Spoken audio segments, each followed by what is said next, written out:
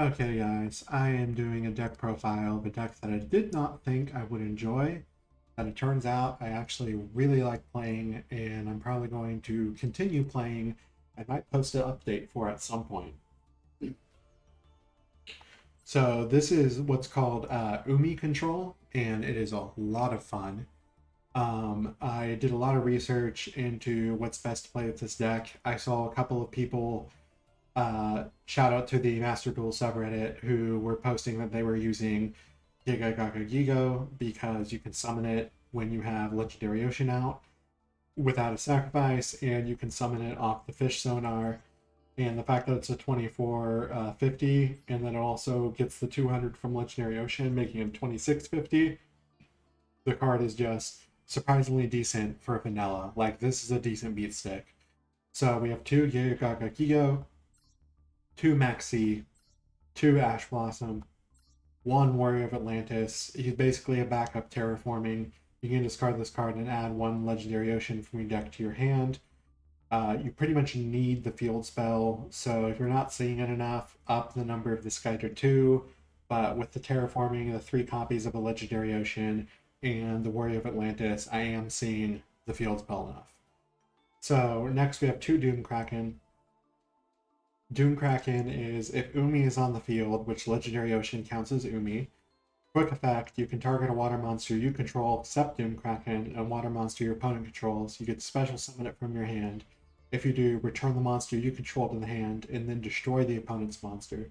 So you get a level 4 body on the board, and you get to destroy a monster potentially, and you get to bounce one of your cards back to the hand.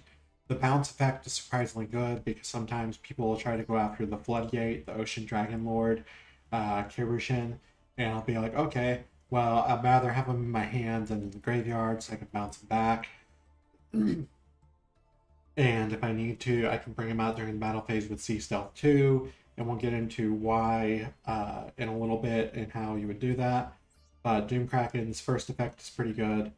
The second effect is when an opponent's monster declares an attack, you can return this card to the hand and negate the attack. You can only use each effect of Doom Kraken once per turn. So that secondary effect to put Doom Kraken back into your hand is incredible because it just lets you loop him more and more and negate an attack. So I'm only running 2 of this card. I'm running 2 because I want to see it. 3 is too much. 1, you could get away with 1 if you wanted to get rid of something for your ratios, but I personally like 2. And next we have 3 Electric Jellyfish. This is one of the best cards in the deck. I looked at it and I was like, but it turns out that this card is actually like insanely decent. So you can send 1 Umi from your hand, deck, or field to the graveyard. Most of the time I'll just send the Legendary Ocean. And you can special summon any 1 water monster from your hand. And there's no level limit, so you can just bring out your Ocean Dragon Lord if you don't get the Legendary Ocean in hand. And the best part is he can search Legendary Ocean. So this card also gets you to Legendary Ocean, which is why I'm only running the 1 Warrior of Atlantis. So amazing effect there. When your opponent activates a monster effect or spell card or effect while Umi is on the field, quick effect, you can make this card gain 600 attack and defense and negate that effect. You can negate that effect, and then you can make this card gain 600 attack and defense. You can only use each Electric Jellyfish effect once per turn. So the attack buff is awesome. This card actually can creep up to being a threat. So that is one of the cool things about it. What's even more awesome is he can negate a spell effect that's already on the field, like a continuous spell. So if someone activates, I'm just going to say the adventure spell, you can just be like, nope, negate, destroy. So, well, you negate the effect and then it gains. You don't destroy it, but still, you stop the effect. And it also can special summon a water monster from hand. So this card is just crazy stacked good with the effect that it has. You definitely want to run 3. Next, we have the 3 Ocean Dragon Lord kairyu-shin. This is basically your boss monster for the deck. When Umi's on the field, each player can only control 1 face-up non-water monster. If a player controls 2 or more, they must send some to the graveyard, so they can only control 1. And keep in mind it sends. And the best part about that is if they somehow do manage to get them off the field and you have another one in hand and they go off, during the battle phase, you can use Sea Stealth 2 to special summon at the start of the battle phase, special summon him out, and then they'll have to send cards to only have one.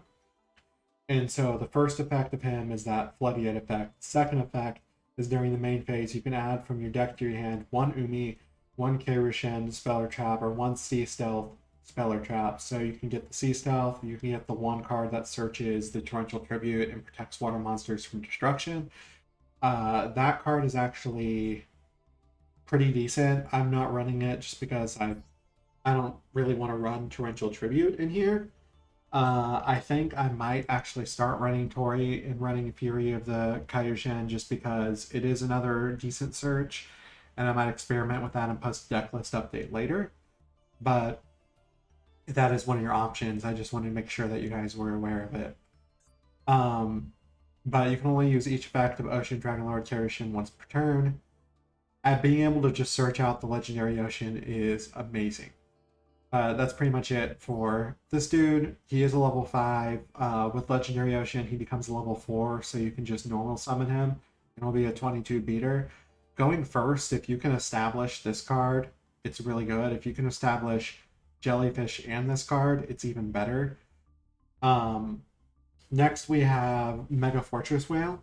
So if Umi's on the field, you can activate this effect. Water monsters can attack directly this turn. So you can essentially push for game. During your opponent's battle phase, quick effect, you can target a face-up monster your opponent controls, destroy it. If this card on the field is destroyed by battle or card effect, you can either add to your hand or special summon one water warrior monster from your deck or graveyard. We don't have any of those, but that's okay. That's basically for the Legendary Fisherman, which some people do run that variant. I don't like the variant personally. I think it's not very good. But you can only use each effect of Mega Fortress Whale once per turn. The reason that Battle Phase effect is good is because of Sea Stealth 2, and we'll get into that in a bit. Next, we have the one Terraforming. You definitely want the Terraforming so you can see your Legendary Ocean. The 3 Fish Sonar. Add 1 level 7 or lower monster from your deck to your hand that mentions Umi or is a water normal monster. Then if Umi is on the field, you can special summon 1 water normal monster from your deck.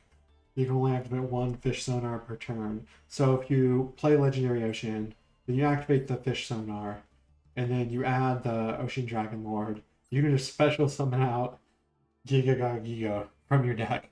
So it's like, okay, let's go. That just, it's crazy that you just get that beat stick for free and you get a search. 3 copies of Legendary Ocean, of course. Always treated as Umi. All water monsters on the field gain 200 attack and defense. Reduce the level of all water monsters in both players' hand and on the field by 1. So if you have the mirror, things get a little weird. But it's just decent in general. Sea Stealth 2. So this card is surprisingly better than I thought it would be. I read this and I was like, why are people running this in the deck? After playing it, I get it, I understand it. This card's actually pretty decent. I see most people only running 1 copy. I'm running 2 copies because I like being able to have it for consistency. I think at some point, maybe when I experiment with other builds, I'll take it down to 1 copy and run something else. But this card's name becomes Umi while in the field or in the graveyard. Your opponent cannot while on the field in the graveyard, your opponent cannot target water monsters you control with non-water monster effects. That's decent-ish, but the effect we really want is at the start of the battle phase, you can special summon from your hand or graveyard 1 monster that mentions Umi or 1 water normal monster in defense position, but destroyed at the end of the battle phase. You can only use this effect to Sea Stealth 2 once per turn. So the reason this is good is, let's say your opponent has a bunch of stuff on the field that are non-water monsters. During the battle phase, you can special summon this dude out, and then your opponent is going to be shit out of luck because they're going to have to send monsters to the grave. Not destroy, and it doesn't target, but send. So that's helpful. The other option is if you already have them established on board, you got your Mega Fortress Whale, which during your opponent's battle phase, you could target a face-up monster your opponent controls and destroy it. And so that's just a decent effect all around there. And the fact that you can bring it out from the graveyard after it's been destroyed, because this is from hand or graveyard, is just a really decent effect. Next, we have 2 Called by the Grave. Hand traps haven't been too big of a problem for this deck, and I actually might go down to one called by. But at the same time, this has also been really useful against branded. So keeping two, we might just do that. But called by the grave, always good to have. Uh, two imperms. The imperms are mainly in there because I'm seeing a lot of Flunder on the ladder right now. This is the deck that I used to get from Platinum to Diamond this season with, and it actually performed really well. And I have some replays from Platinum, not from Diamond, but from Platinum. I did play some games in Diamond with this and get wins. I'm actually probably going to be playing this as my main deck for the season. It's been a lot of fun. But Floender is annoying when they establish stuff. You don't really have to worry about the mechanic where the special summon stuff, like the what's the one, the penguin that negates monster effects of special summon monster in attack position. You can just bring out this dude, make him basically wipe their board, and then lock him into one monster. But if they establish board with like the Mist Valley Apex Avian and all that, you're gonna have trouble. So having infinite impermanence to negate one of their small bird effects is really worthwhile. And I've also used it against Fallen of Albaz a couple of times to stop my board from getting turned into a Muddy Mud Dragon, basically. So it's just good to run at least two imperm in most of the decks you're doing. Next, we have kairyu-shin's Dark Reef. You can send a face-up Umi you control to the graveyard, special summon up to two monsters with different names from your hand and or deck that mention Umi or are water normal monsters in defense position. Then, if your opponent controls a monster, you can special summon any number of level 6 or lower water normal monsters from your hand or deck. Until the end of the next turn after this card resolves, you cannot special summon monsters except water monsters. You can only activate kairyu-shin's Dark Reef once per turn. So this card's insane. And the reason this is insane is, let's say it's my opponent's turn. And I only have this guy on board and Legendary Ocean on board. If I resolve this card, I can bring out the jellyfish, and I can bring out something else as well. But main point is I can bring out the jellyfish from deck. And that's great because then I have the negate on wheels. And then I can also bring out these two big beat sticks.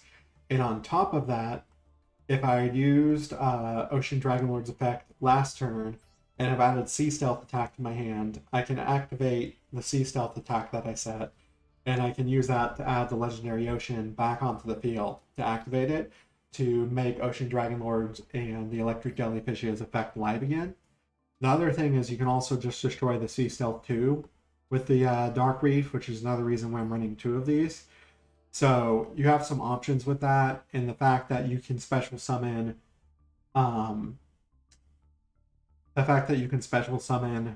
two monsters from your deck with that, and then another two potentially, is just like crazy value.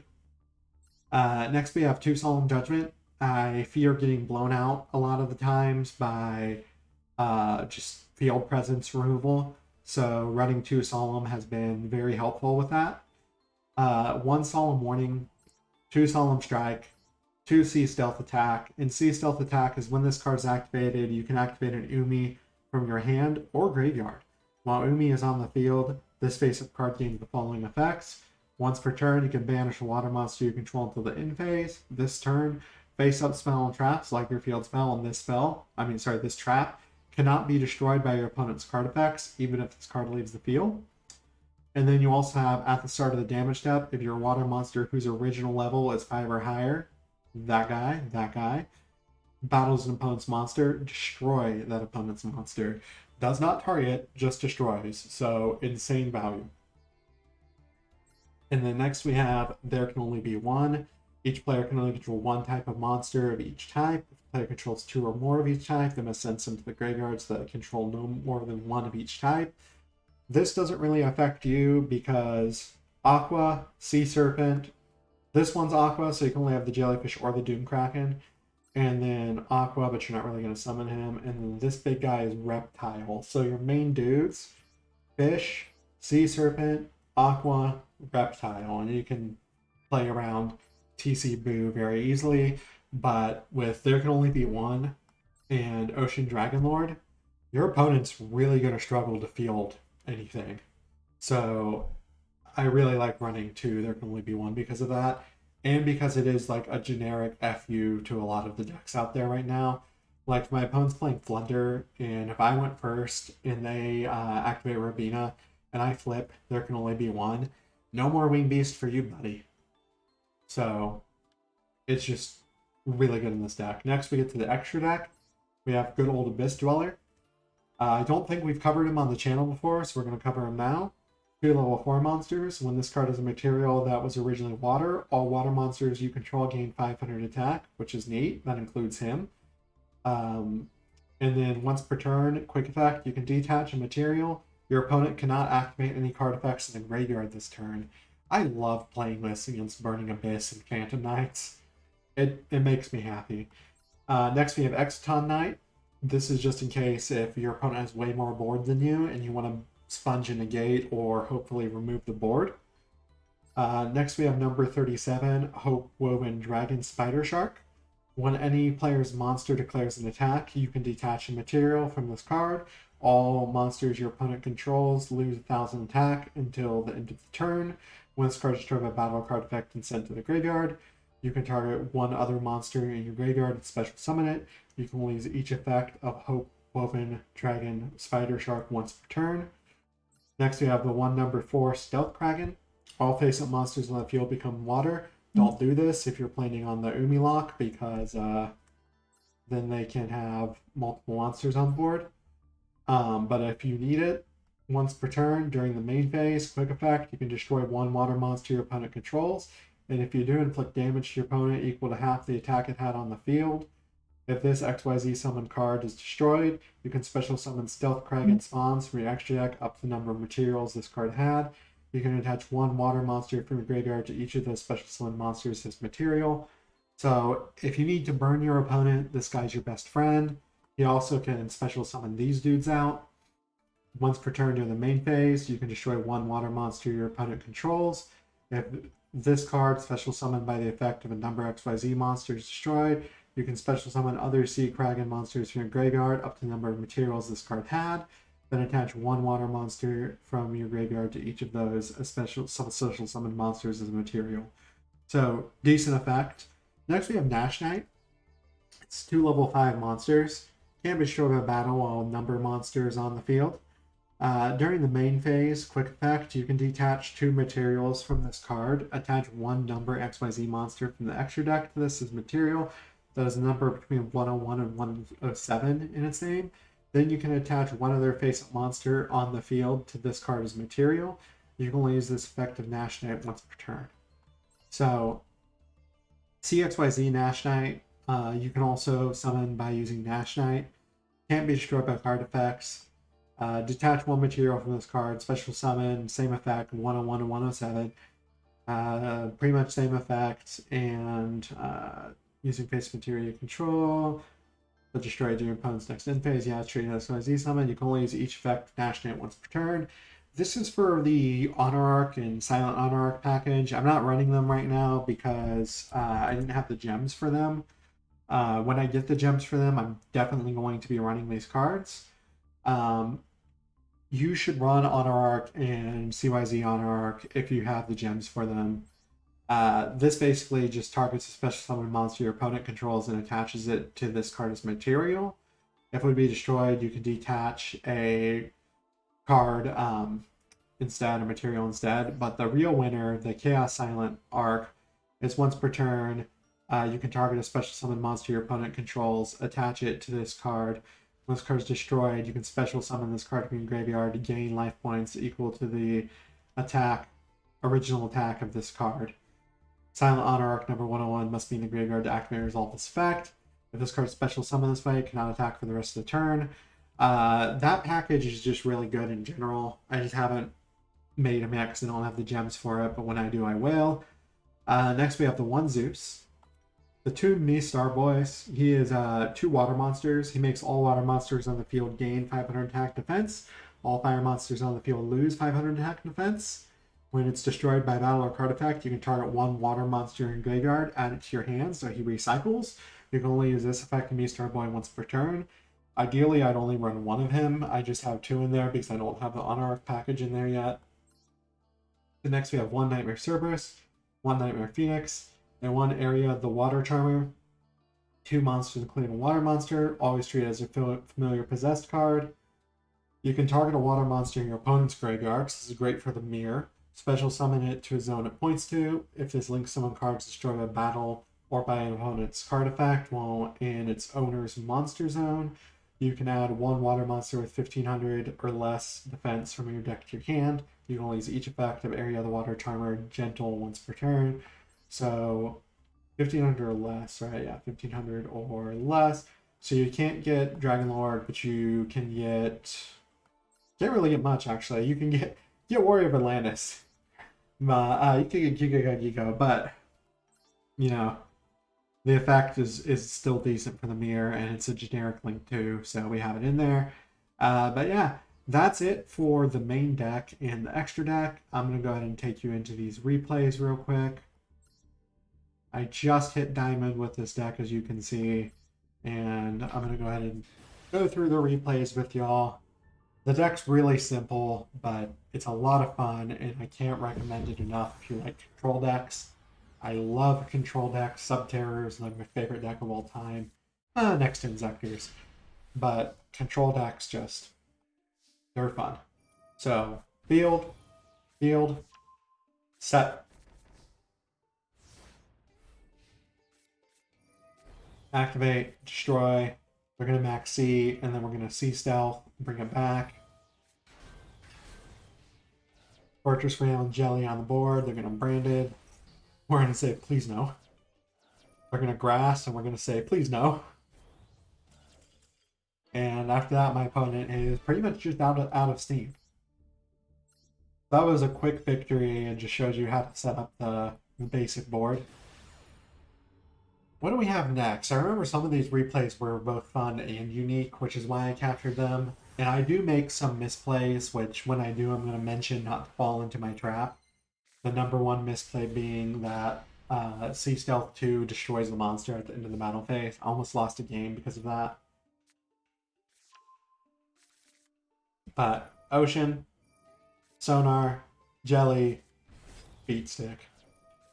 And now they're going to be like, huh.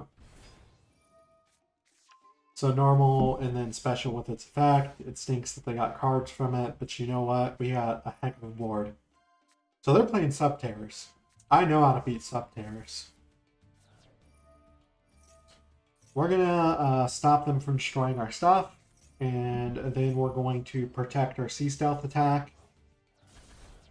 And we're going to banish. Oh, we didn't do the protection effect. That's the other misplay I mentioned. When you activate that, I think it already has to be on the board and fielded to do the secondary effect. If not, they just didn't give me the timing. So I still got blown out despite that. And I was like, oh man, that sucks. But that's okay.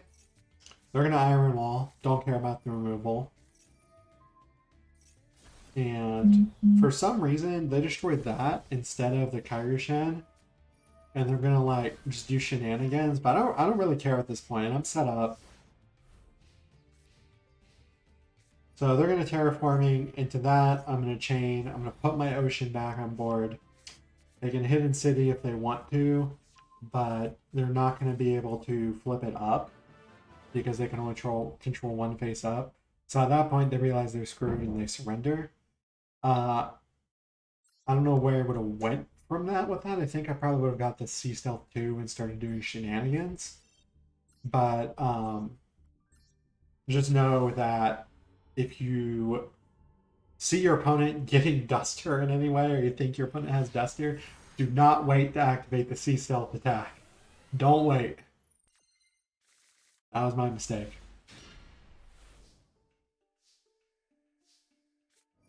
This reminds me of playing the old structure deck from like 2007 Yu-Gi-Oh! With Legendary Ocean and like Tornado Wall. And it kind of brings back like childhood Yu-Gi-Oh! Memories to me because it's a slower game state and it's just fun. It's fun seeing Legendary Ocean be relevant. And yeah, they're not going to be able to do anything there. Poor Sword Soul. Sword Soul just got flooded out. This is the one that I make that misplay in, otherwise it would have ended earlier.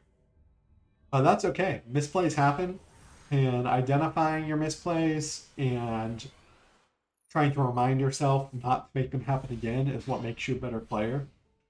So if you do make a mistake and you misplay, don't be too mad at yourself, because literally everyone does. Just try not to do it next time. So, do you want to give me carbs, sir? I heard you like Max C. And now we're just gonna go off. We're gonna go off.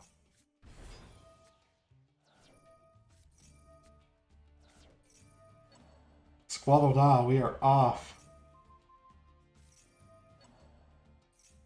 You can add it to the hand, but you can't fuse because it's going away, buddy.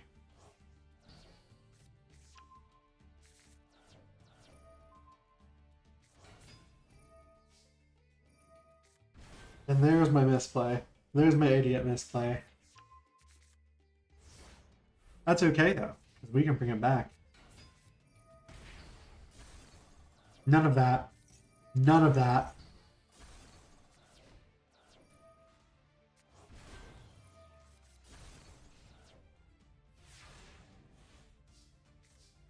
Heck yeah, we got the fish sonar. That's the top deck we needed. Got the Gagagiga. We got the boy. Doesn't matter. We're gonna pummel him now. We got the boy. And then, of course, the Regeki blowout happens, and we just say, oh, no. No, no, no, no. And now the Sea Stealth attack was useful because we brought it back and swapped it out. Now we're just going to slam it down again and just say, okay, here it is. Don't know why I discarded him instead of just playing him next turn. I should have held it, honestly. Giga Gaga Gigo had to be fielded because justice. And they can't fuse because floodgates are a great thing. And now we get ashed. We don't get the pluses. We're set up. We're set up and we like it. I'm just going to flip TC Boo. I thought they would have scooped at that point, but they did not.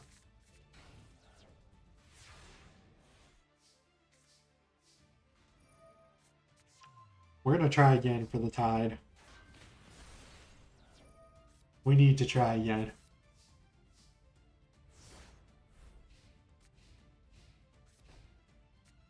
End phase. Send.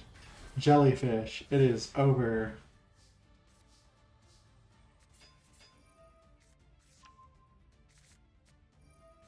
And then I see the Super Poly.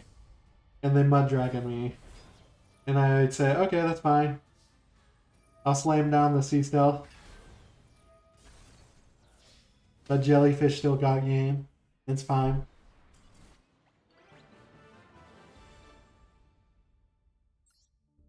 But as you can see, the deck is like more fun and more consistent than I thought it would be. I did look online a lot of other resources to kind of see what other people were playing with this in the TCG, because this deck did have a top. So shout out to those channels that covered that, especially MCole40. He's another Yugi tuber, and he is probably one of my favorite people on the platform. But anyway, oh, this is me playing Sword, so we didn't come here for this. Pause. Cut. I don't know how that replay got in there. My bad. But anyway, that pretty much covers it for the deck. And as always, this video is sponsored by W Energy. You can use code SirLargeGaming with 10% off to get 10% off of your order. And I personally like the peach mango flavor. I like the energy it provides way more than coffee because I don't get a crash later. And on top of that, it just feels like better and less headachy. And that's genuinely my opinion. They don't tell me to say that or anything. I just like it more than coffee. But anyway, hope you all enjoyed the video. Hope you all enjoyed the replays. And peace out. See you on the next one. Bye bye.